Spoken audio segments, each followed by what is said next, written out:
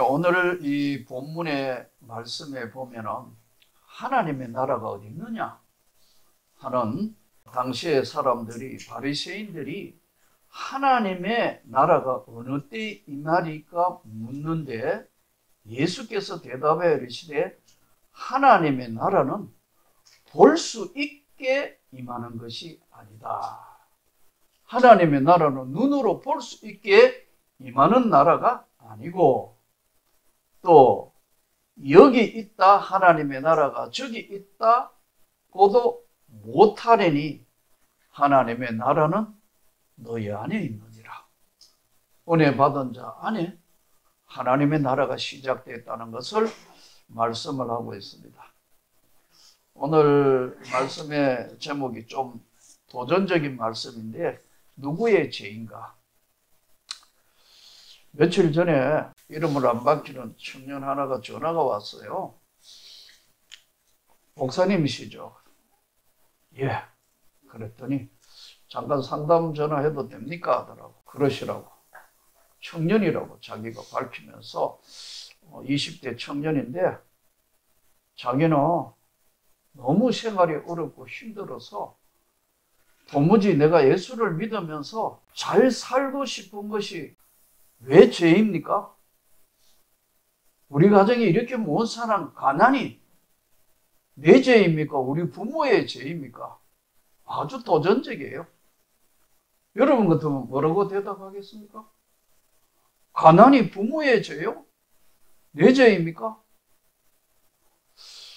그 답변하기가 참 묘한데, 그래도 오랫동안 성경을 읽었으니까 요한복음 9장에서 예수님께서 나면서부터 소경된 자를 향해서 사람들이 예수님께 찾아와서 하신 말씀이 있어요.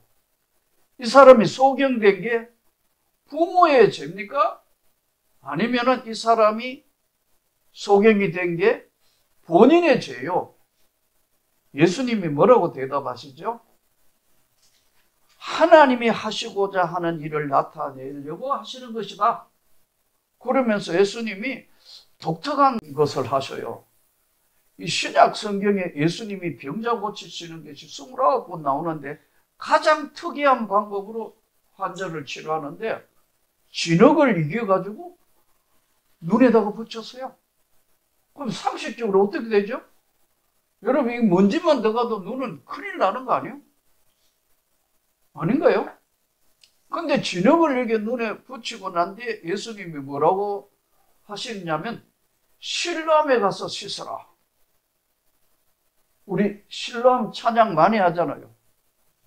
실로암 내게 주시라고. 근데 실로암이란 뜻이 뭐냐면 보냄을 받은 자라는 뜻이다. 이렇게 성경에 나와 있어요.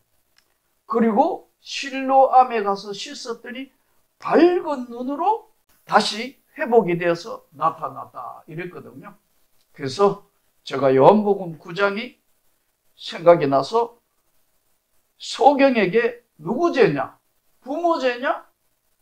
아니면 본인의 죄냐? 여러분, 이것은 오늘 이 청년만의 이야기가 아닙니다. 저는 젊은 날, 어린 시절부터 가난과의 기나긴 싸움을 했습니다. 내가 학교 교사로 군대 갔다가 교사로 가는 그날까지 우리 집에는 빚쟁이가 날마다 찾아오는 그런 삶이었습니다. 왜 이게 이렇게 된 건가? 가난과의 기나긴 싸움을 했습니다. 또 젊은 날 고심했던 게, 왜 이게 이렇게 가난한 거지? 왜 이렇게 하고 싶은 거 할 수 없는 상황이지? 그런데 이 고달프고 힘든 삶에 그 청년이 이야기하는 게 누구의 죄인가? 여러분, 가난이 진짜 죄인가요? 전 절대 아니라고 생각합니다. 가난은 세계관만 바뀌면은 극복할 수 있는 것이에요. 동의 안 하십니까? 자기 세계관이 어느 속에 갇혀 있으면요, 절대로 가난에서 벗어날 수 없어요. 세계관이 바뀌어야 할 겁니다. 보는 세계관이 달라져야 되고, 정신적인 세계관이 달라져야 되고, 믿음의 눈으로 바뀌어야 되고 영적 세계의 눈으로 바뀔 때 다른 세계가 열리는 거거든요. 잘 살고 싶은 것이 죄는 아닙니다. 재앙도 아니고요. 잘 살아야 합니다. 그래서 그 청년에게 이렇게 이야기했어요. 그대가 진짜 성령 받고 은혜를 받으면 너의 가난한 삶과 너의 힘든 모든 것들을 너 스스로가 이길 수 있는 위로부터 주시는 하나님의 은혜를 경험하게 된다. 여러분, 가난은 절대로 죄가 아닙니다. 하나님의 나라가 눈에 보이게 임하는 것이 아니고 은혜를 받으면 멀고 먼 하늘나라가 내게 임하는 거거든요. 성령 받았다는 게 뭐예요? 하나님의 나라가 내게 임한 거예요. 여기 있다 저기 있다 하지 못하려니 하나님의 나라가 너희 안에 있느니라. 그러시면서 제자들에게 이르시되 때가 이르니 너희가 인자의 날 하루를 보고자 하되 보지 못하리라. 긴박한 말씀을 하시면서 세상의 종말이 가까이 와 있다는 것을 말씀하는데 사람들이 그것을 깨닫지 못하고 사신다는 거예요. 그러면서 설명을 하기를 26절에 노아의 때에 된 것과 같이 인자의 때에도 그러하리라.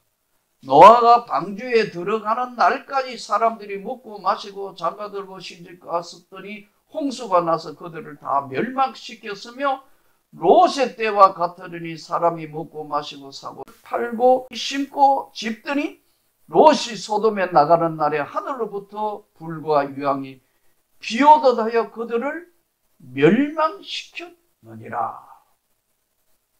이것은 하나님의 나라가 너희 안에 있다는 말씀을 상반적으로 말씀하시는 건데요.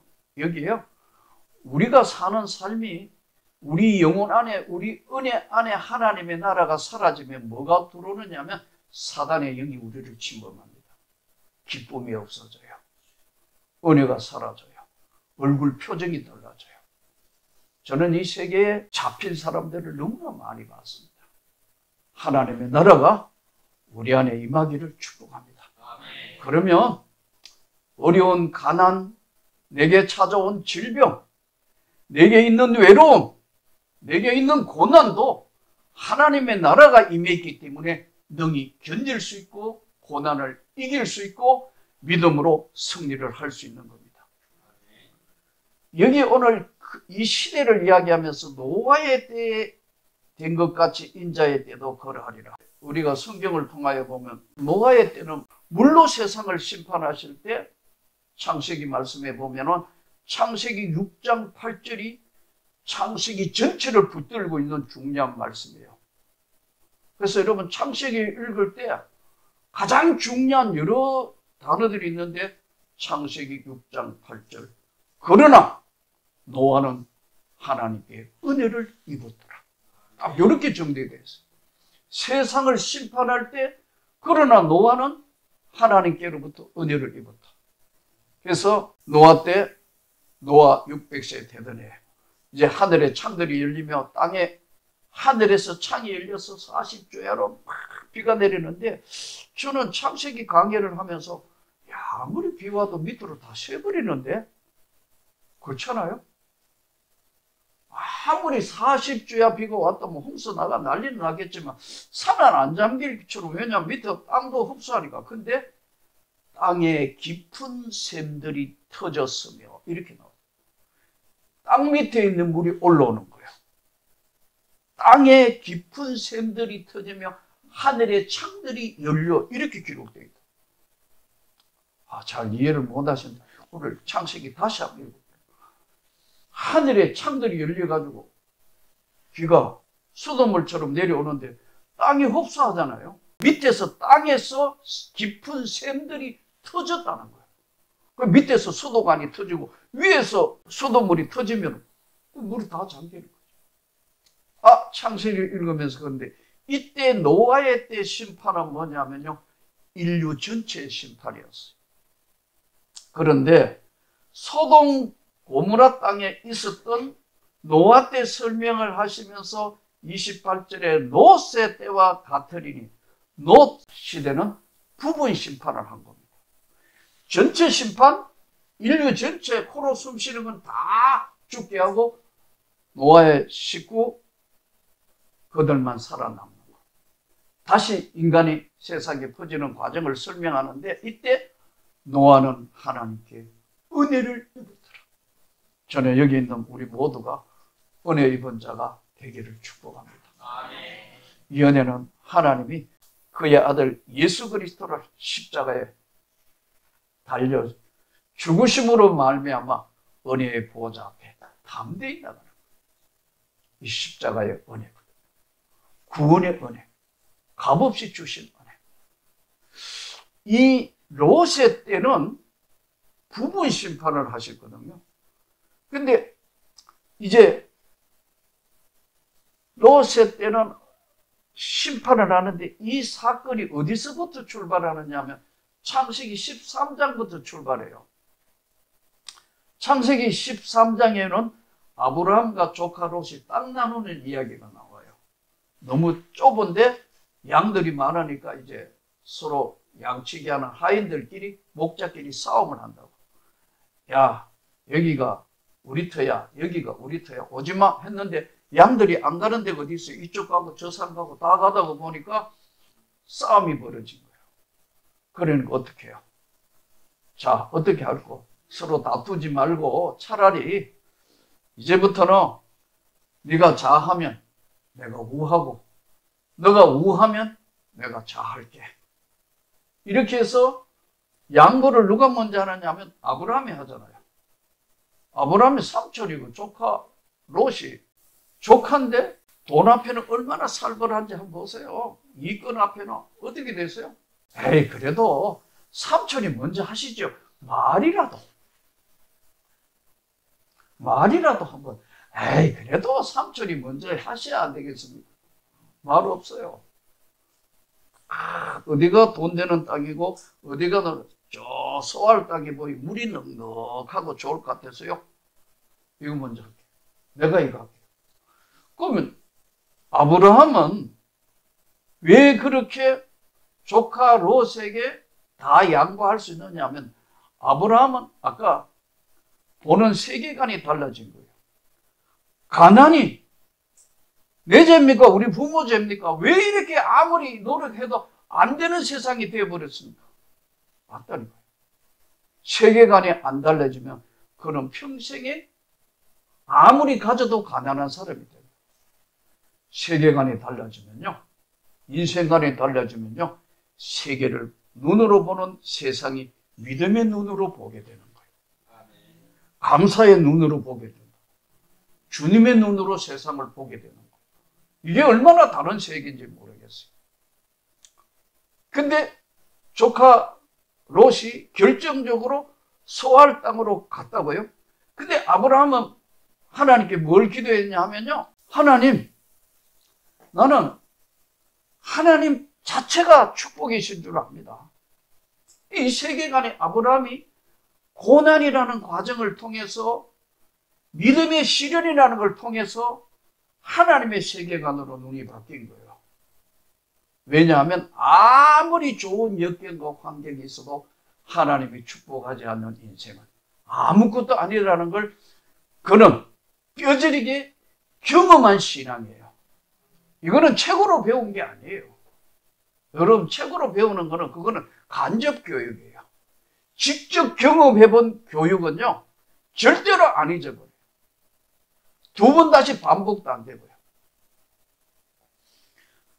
이번 한 주간에 뭐 좀 일이 있어가지고 택시를 탈 일이 있었어요. 그래서 택시를 탔는데 택시 기사가 이래 하면서 말을 먼저 걸어요. 기사님이 나이가 좀 드신 것 같더라고.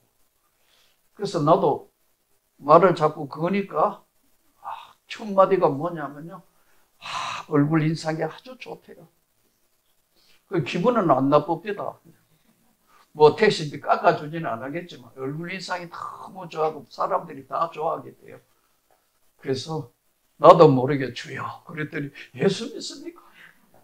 네, 목사입니다 하니까 그러면 그렇지. 그래서 자기 이야기를 하는 거예요. 제가요, 30대에 뇌졸중을 맞았대요. 30대예요. 그래서 죽으려고 생각도 여러 번 했대요. 근데 뇌졸중 걸려가 그렇게 고생했는데 노력하고 얘가 나았다는 거예요. 지금은 걷기도 하고 뛰기도 하고, 제가 지금 택시 운전하지 않습니까? 그래요. 이 자기가 뇌졸중이 걸리고 난 뒤에 한 가지 위대한 진리를 깨달았다는 거예요. 그래서 뭡니까? 했더니요, 끊임없이 움직이자.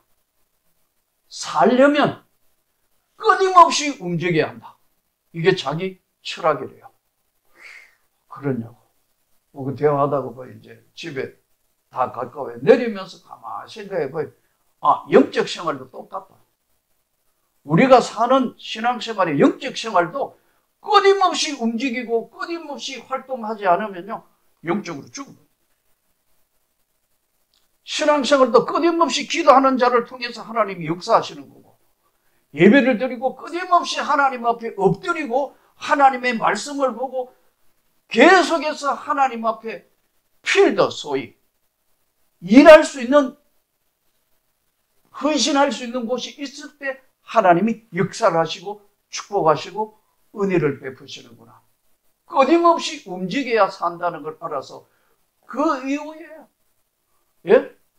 자기 몸이 늘 피곤할 정도로 움직이다가 보니까 들어가면 단잠 자고 음식 맛있게 먹고 움직였더니요, 뇌졸중 증세 사라졌다. 여러분, 세계관은 딴 것이 아닙니다. 하나님은 지금도 여전히 준비하고 계시고, 때로는 도저히 이 인생들을 안 되겠다면 노아 때처럼 심판을 하실 겁니다. 성경은 다음 심판은 불의 심판이라고 정확하게 말씀하고 있습니다.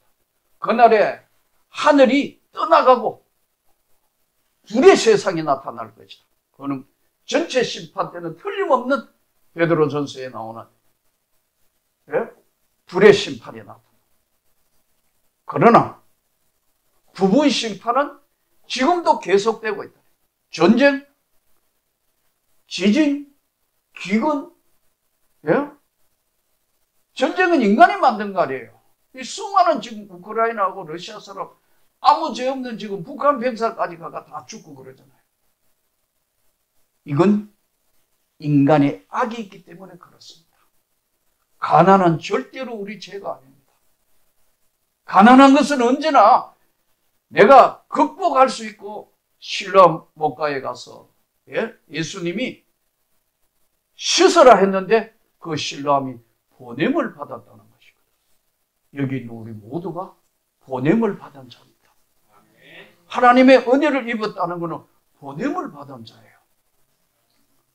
우리가 현실과에 있어서는요, 항상 믿음과 충돌을 합니다. 수많은 암 환자들을 보고 기도해 봤습니다. 첫 번째 나타나는 게 뭔 줄 아세요? 왜 하필 나냐? 내가 무슨 죄가 많아서 내게 왜 이런 일이 사고가 나거나 하면 그렇습니다. 너무 가슴 아픈 일들입니다. 그러나 다시 생각해 보면은 하나님께서 주시는 믿음의 세계 안으로 다시 하나님의 나라가 너희 안에 있다는 이 말씀을 붙들으면 다른 세계가 열리는 거예요. 우리의 죄도, 부모의 죄도 때로는 불편하기는 하지만 가난이 극복할 수 있는 대상이고, 나에게도 하나님이 지혜를 주시면 능히 나눌 수 있는 삶이 된다는 것을 믿어야 합니다. 오늘 이 본문의 마지막에 성경은 이렇게 말씀합니다. 그날에 만일 사람이 지붕 위에 있고 그의 세간이 그 집안에 있으면 그것을 가지러 내려가지 말 것이요 밭에 있는데도 그와 같이 뒤로 돌이키지 말 것이니라. 롯의 철을 생각하라. 제가 롯의 철을 생각하라, 예전에 개척교회 때 이 설교를 한 2번 했던 것으로 기억나요. 그랬더니 우리 집 사람이 다시는 그런 설교하지 마라. 롯의 처가 소금 기둥 됐잖아요. 알고 계시죠? 왜 소금 기둥 됐죠? 저 뒤에 세상기 보여가지고 돌아보다가 소금 기둥 됐으니까요. 그래서 세상 돌아보지 말라고 내가 우리 집 사람한테 들으라고 한 건 아닌데 로세처를 생각하라. 로세처를 생각하니까 다시 하지 마시오.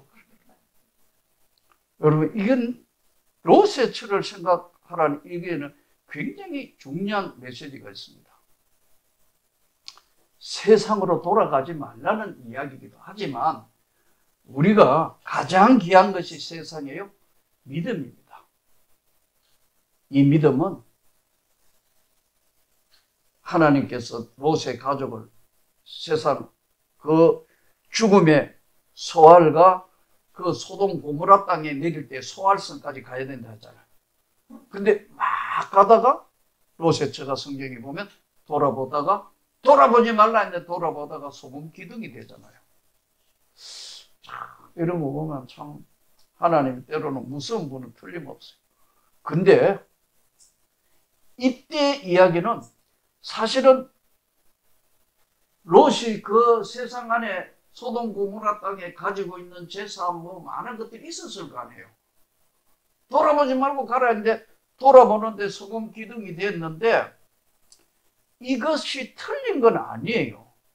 그러나 우리가 여기서 지금 조심해 다뤄야 될 가장 중요한 건 세상 살면서 경제적인 활동도 해야 되고 여러 가지 많은 것도 하고 해야 되지만 직장 생활도 해야 되고 사업도 하고 장사도 하고 하지만은 언제나 중심 안에는 하나님의 나라가 너희 안에 있다는 걸 잊으면 안 돼요. 이 하나님의 나라를 지워버리고 내가 그 안에 몰입하는 순간에 나도 모르게 소돔 고모라 땅 안쪽으로 고개를 돌리게 되는 거예요. 우리가 하나님과 동행하는 삶은 때로는 어렵고 외롭고 힘들지만 성경대로 사는 사람은 바로 미래지향적으로 가는 사람이에요. 앞만 보고 가는 사람이에요. 그래서 성경에 뒤를 돌아보지 말라는 오늘 이 주의 말씀을 잘 기억해서 누구의 죄도 아니고 부모의 죄도 내 죄도 아니고 하나님께서 나타내시고자 하는 이 엄청난 축복의 세계를 향하여 가는 이 길이 영광이고 기쁨이고 축복이 되어서 언제나 주님과 동행하는 그 삶이 특별히 이 한 주간도 있기를 주 예수 이름으로 축복합니다.